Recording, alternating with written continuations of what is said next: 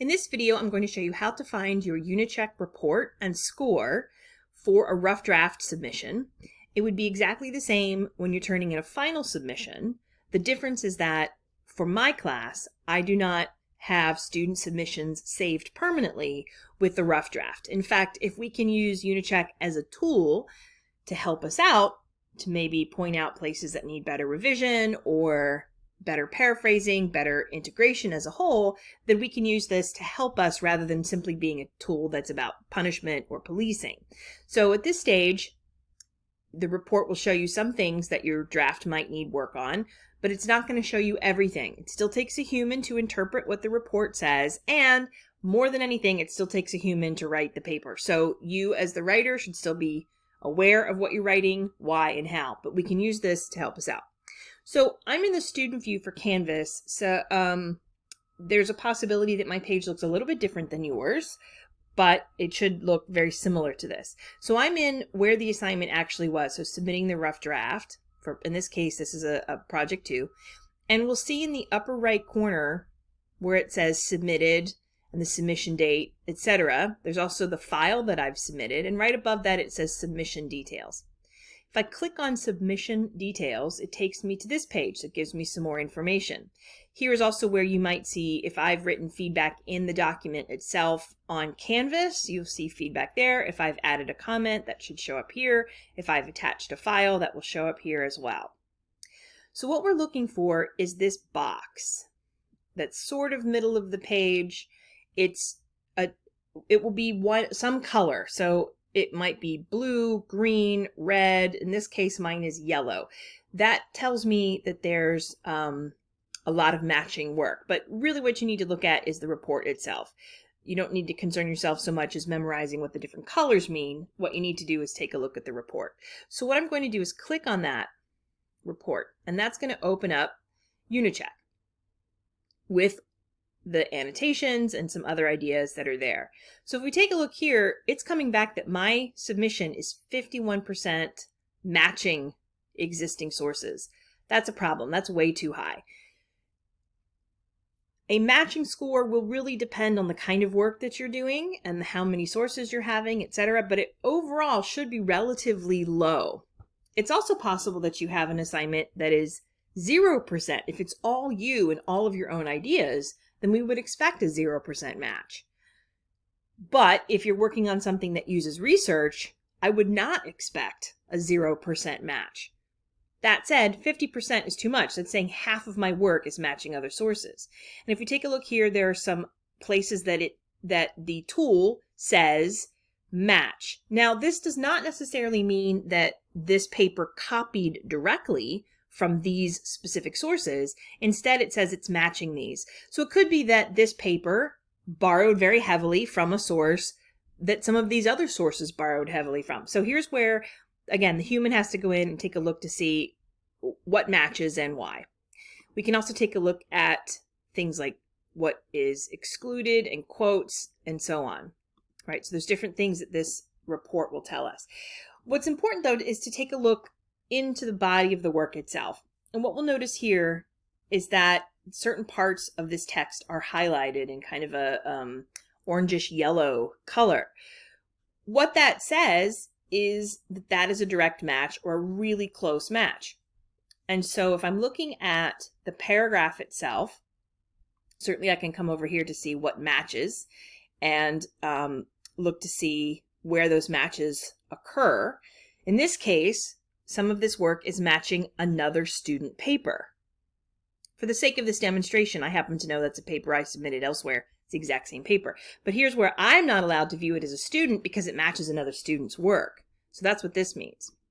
If I come down further and I click on a different one, I'll see that there are other sources that this matches. Again, for the sake of this example, I happen to know that it's a direct match to the New York Times article because that's where I borrowed this for my demonstration. But I also see that some other folks are using it as well, and it seems like they're also borrowing quite heavily from this source. What matters, though, is my paper and that this is way too much from one source. So it's too much to borrow, it's too close, and even though it has quotation marks in it, it's still not integrated well.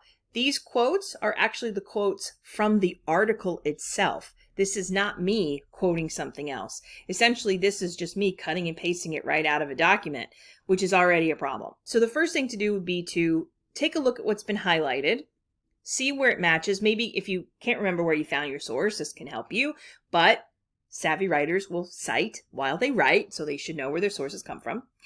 And what this then suggests to me in my draft is, first of all, it's too much to borrow from one source, particularly for one paragraph. There's no need to borrow all of this. The ideas here could very easily be summarized or paraphrased. In other words, they could be cut down. I could turn them into my own words. I could relay the information in a way that I understand, but that sounds more like me. If anything does need to be quoted directly, then I would do that sparingly and strategically. So to make sure that my quotes stand out for very specific reasons. So that's the first thing, is to take a look. Okay, this is highlighted, so that tells me I need to cut down, I need to paraphrase, perhaps summarize, maybe quote better. That's a problem. Again, if I look below, there's another area that's been highlighted. Same thing. I can see where it matches, or I can see perhaps what the algorithm has told me it matches, and make the same sort of decisions. What should be cut? What should be better paraphrased? What should be summarized? Or what do I need to actually put into direct quotes that isn't? Again, thinking about quotes as being strategic and spare. I want my quotes to really have a purpose for being direct quotes. Otherwise, I want to make sure I'm paraphrasing. So to take a look at that, something else I want to draw our attention to is this section here. Oops, this doesn't highlight well. UniCheck didn't catch a part here that is actually very poorly paraphrased. And the reason I know that is because I did it. So this is really too close to the existing source, and UniCheck seemed to miss it. Again, here's where you student, you writer, need to be in control of your own work. I'm going to look at it. There's a good chance I'm going to know that it's coming from another source, probably because it doesn't sound like the rest of your work, or it sounds like somebody else's voice. But as a writer, as an ethical writer, you need to be sure that you are paraphrasing well and that you are quoting when needed and appropriate, but that otherwise you're putting it into your own words and not just a couple of words changed here or there. So this is something that is to be aware of. We can't always rely on the tool to fix or catch everything for us. We, the writer, need to know how to do it. So the last thing I'm going to draw your attention to in this video, if we look here, notice that UniCheck has highlighted the work cited.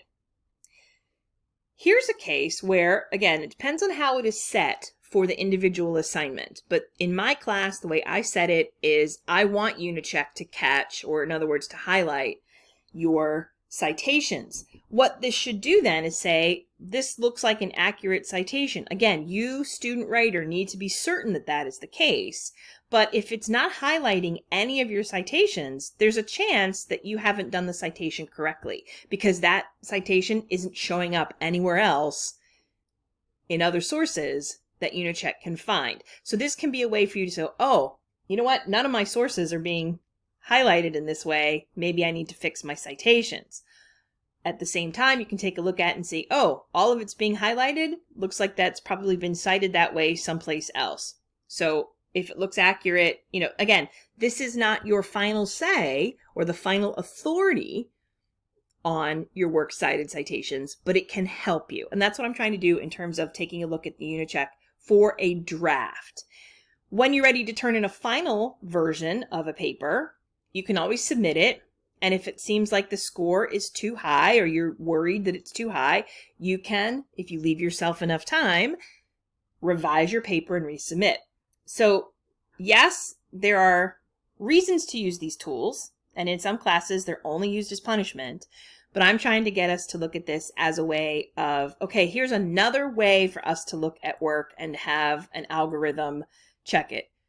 One more time, I will emphasize, do not rely solely on the algorithm to fix or check or find things for you. You, student writer, need to become effective and savvy and be able to see these things for yourself. But again, use this as a tool. As usual, any questions, make sure that you email me and we will get those cleared up for you.